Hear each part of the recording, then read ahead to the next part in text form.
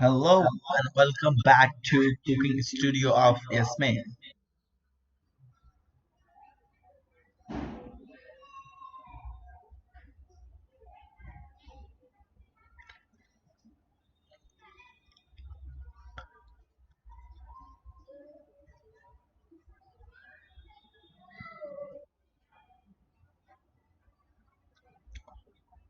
প্রথমে আমরা একটা প্লেট নিয়ে নিব। প্লেটের মধ্যে কাঁচামরিচ, পেঁয়াজ, সরিষা বাটা মিশ্রণ করা আছে, সেখান থেকে আমরা 2 চামচ নিব। চামচ 2 চামচ।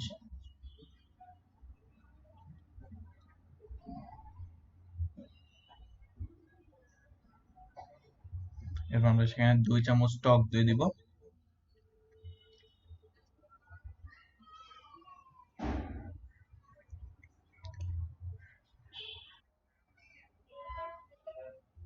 আমাদের যে পরিমাণ লবণ প্রয়োজন হয় সেই পরিমাণ দিব প্রয়োজন মতো। লবণ দেওয়া শেষ হলে আমরা সেখানে চিনি দিব 1/2 চামচ।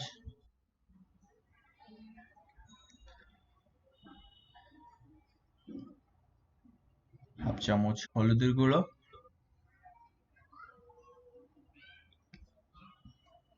1/2 চামচ মরিচের গুঁড়ো,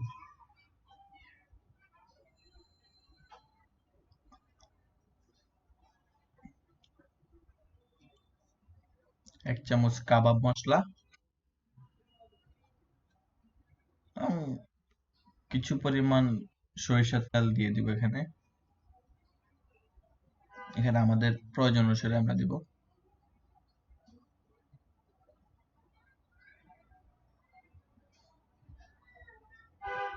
এরপর এগুলোকে মেখে নিব।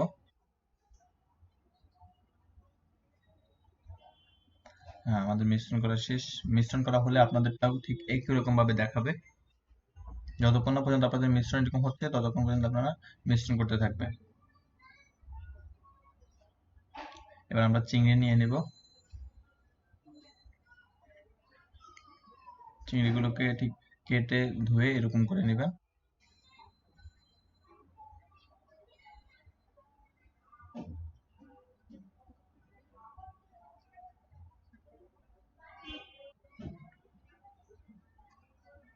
এবার কাঠি নেবেন। কাঠিগুলো কিন্তু আধা ঘন্টা পানির মধ্যে ভিজিয়ে রাখতে হবে, না হলে কিন্তু কাঠিগুলো পুড়ে যেতে পারে। আর এবার হচ্ছে প্রত্যেকটা চিংড়ির ভিতরে আমরা কাঠি ঢুকিয়ে নিব। এভাবে করে আমরা এক একটা করে চিংড়িকে কাঠির মধ্যে গেঁথে নেব।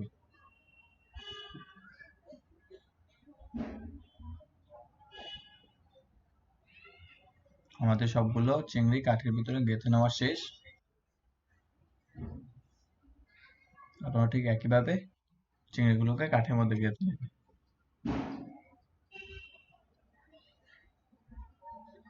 এবার আমরা আমাদের যে চিংড়িগুলোকে কাঠের মধ্যে গেঁথে নেওয়া ছিল সেই চিংড়িগুলোকে মশলার মধ্যে মেখে নেব ভালো করে ম্যারিনেট করার জন্য।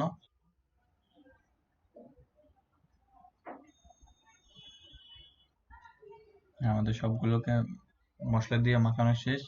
এবার আমরা এগুলোকে আধা ঘন্টার মতো ম্যারিনেট রেখে দেব।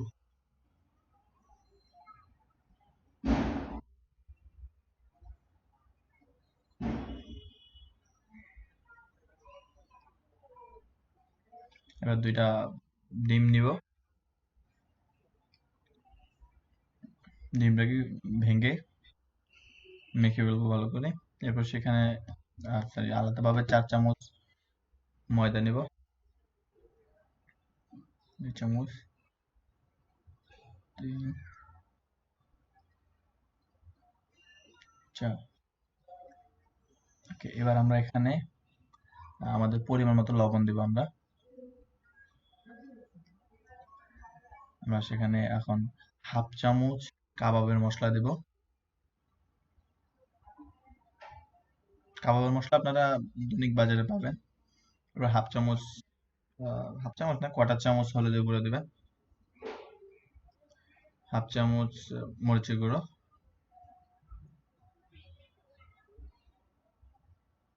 এবার এগুলোকে ভালো করে মেখে নেবেন।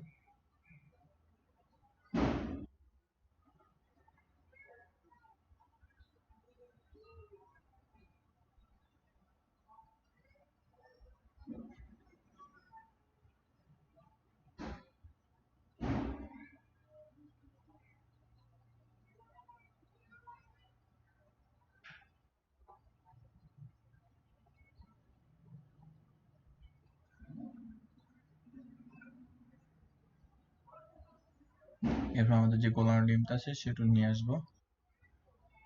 এবার ডিমের মধ্যে আমরা আমাদের সেই ম্যারিনেট করা চিংড়িগুলোকে ভালো করে মিশিয়ে নেব, ডুবিয়ে নিব।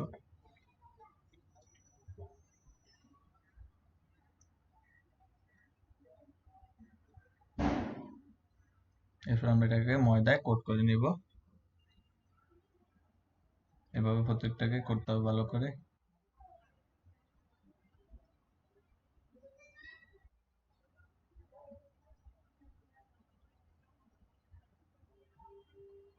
এভাবে আরেকবার করে করতে হবে, প্রথমে একবার নেওয়ার পরে আরেকবার করে করতে হবে।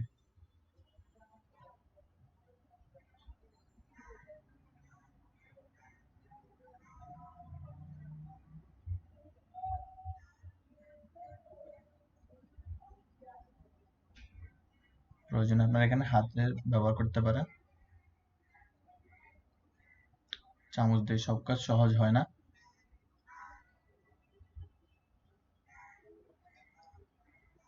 এবার আপনারা একটা ফ্রাইং প্যান নিয়ে নেবেন, সেখানে পরিমাণ মতো তেল দিবেন। এবার তেলের মধ্যে আমাদের সেই চিংড়ির স্টিকগুলো বসিয়ে দেবেন। তারপরে একটা একটা করে দিয়ে দিবেন। সবগুলো দেওয়া হয়ে গেলে এটার উপর একটা ঢাকনা দিয়ে দিবেন।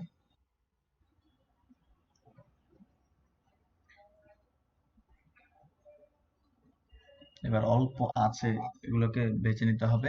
কিছুক্ষণ পর পর আপনার এটাকে চেক করবেন, একটু এপাশ ওপাশ করে দিবেন, যদি কোথাও মানে কাঁচা যেন না থেকে যায়।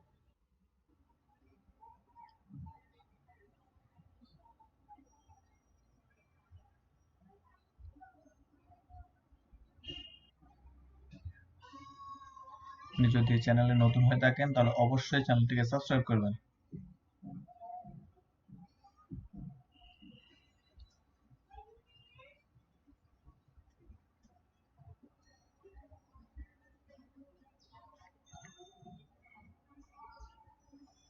এগুলাকে আলাদা করে দেবেন, হয়তো একটা একটা সাথে আটকে যেতে পারে। এটা কালারটা ঠিক যখনই মনে হবে যে হয়ে এসেছে, ঠিক তখন এগুলোকে উঠিয়ে নেবেন। মনে হচ্ছে হয়ে গেছে, তো আমি উঠিয়ে নিচ্ছি।